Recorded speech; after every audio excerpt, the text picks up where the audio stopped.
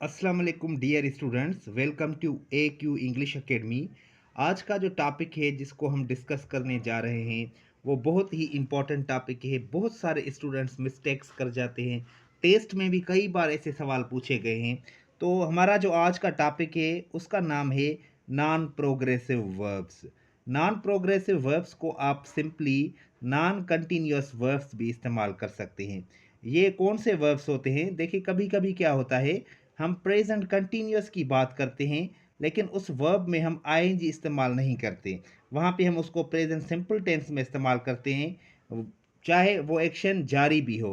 अब आइए वो कौन से वर्ब्स हैं और उनके मैंने सेंटेंसेस भी बनाए हैं रॉन्ग और राइट के तरीके से।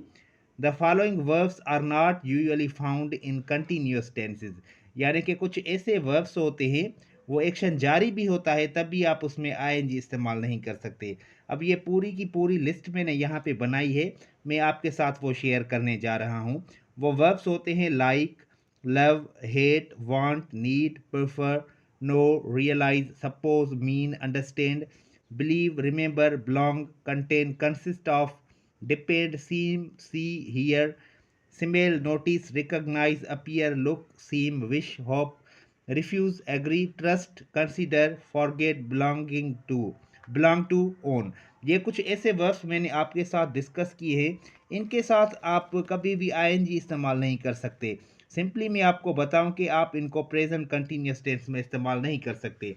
तो सवाल हमारे माइंड में आता है कि अगर उसको हम प्रेजेंट कंटिन्यूअस में नहीं लिखते तो उसको राइट करने का सही तरीका कौन सा है? वो हम प्रेजेंट सिंपल टेंस में लिखते हैं। देखिए, ये यहाँ पे मैंने कुछ सेंटेंसेस लिखे हैं। I am liking this box. Like का मतलब होता है पसंद करना।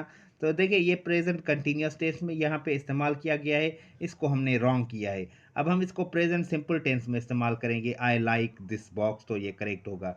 लेक्चर के एंड में हम इसके बारे में भी बात करेंगे कि लाइक में हम आईएनजी क्यों नहीं इस्तेमाल कर सकते। दूसरा सेंटेंस है he is wanting milk. Want का मतलब होता है चाहना। तो देखिए, यहाँ पे इज़ और वांटिंग वर्ब में आईएनजी लगाया, यानी कि प्रेजेंट कंटिन्यूअस टेंस है। इसको हमने गलत किया है क्योंकि वांट में हम आईएनजी इस्तेमाल करके कंटिन्यूअस टेंस में इस्तेमाल नहीं कर सकते। इसको हम सही करेंगे, ही वांट्स मिल्क। ये प्रेजेंट सिंपल टेंस में हमने इसको करेक्ट किया।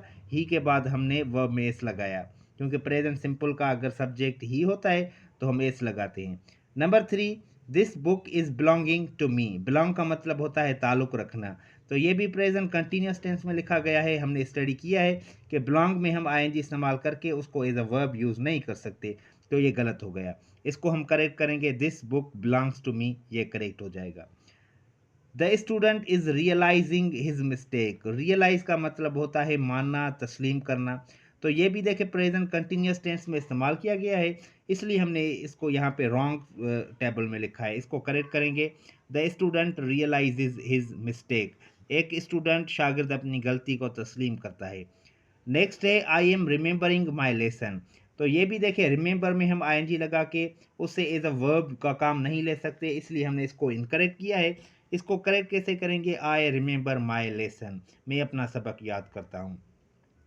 नेक्स्ट सेंटेंस है हमारे पास, this box is containing milk. तो देखिए, ये containing as a verb use किया गया है और उसके आगे हेल्पिंग वर्ब इज है, यानी कि this is a present continuous tense. आपको पता है कि कंटेन में आईएनजी नहीं लगा सकते, इसलिए इसको प्रेजेंट सिंपल टेंस में करेक्ट करेंगे। वो ऑप्शन होगा हमारे पास, the box contains milk.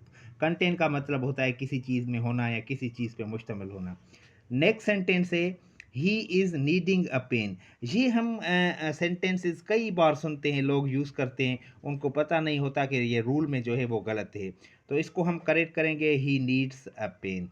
Next हमारे पास एक सेंटेंस है, ये भी बहुत सारे स्टूडेंट्स, आम लोग भी गलती कर जाते हैं, I am not understanding you. मैंने इसको यहाँ पे प्रेजेंट कंटिन्यूअस के नेगेटिव में इस्तेमाल किया है, इसलिए एम के बाद नॉट लगाया है। तो इसको हम करेक्ट करेंगे प्रेजेंट सिंपल नेगेटिव में, I do not understand you.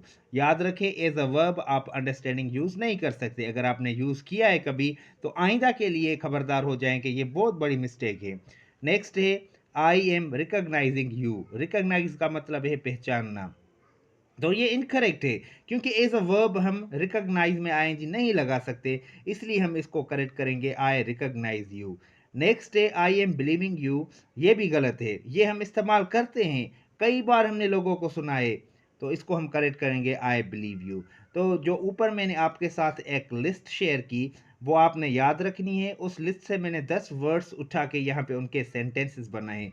अब आइए थोड़ा बात करते हैं कि क्या वजह है कि हम इन वर्ब्स में आईएनजी नहीं लगा सकते। देखिए, एक वर्ब होता है जिसमें किसी तरह का एक्शन होता है। जैसे अगर मैं कहूँ मैं रीड करता हूँ, तो ये एक्शन है जो मैं करता हूँ। देखिए, चाहना, किसी को पसंद करना या किसी का किसी चीज़ से ताल्लुक़ होना, ये कोई एक्शन नहीं है जो कोई आदमी फिज़िकली तौर पे अपने बॉडी पार्ट्स यूज़ करके कर रहा हो। यही वजह है कि इनको नॉन प्रोग्रेसिव वर्ब्स कहा जाता है, क्योंकि इनमें किसी तरह का भी कोई फिज़िकल एक्शन नहीं होता, जो कोई भी इंसान अपने बॉडी पार्ट्स यूज़ करके वो एक्शन करे। अगर मैं कहूँ आई लाइक दिस बुक, तो लाइक का मतलब है पसंद करना। इसमें कोई ऐसा काम नहीं जो मैं अपने हाथ पाँव को यूज़ करके कर रहा हूँ, इसलिए इनमें हम आईएनजी यूज़ नहीं कर सकते।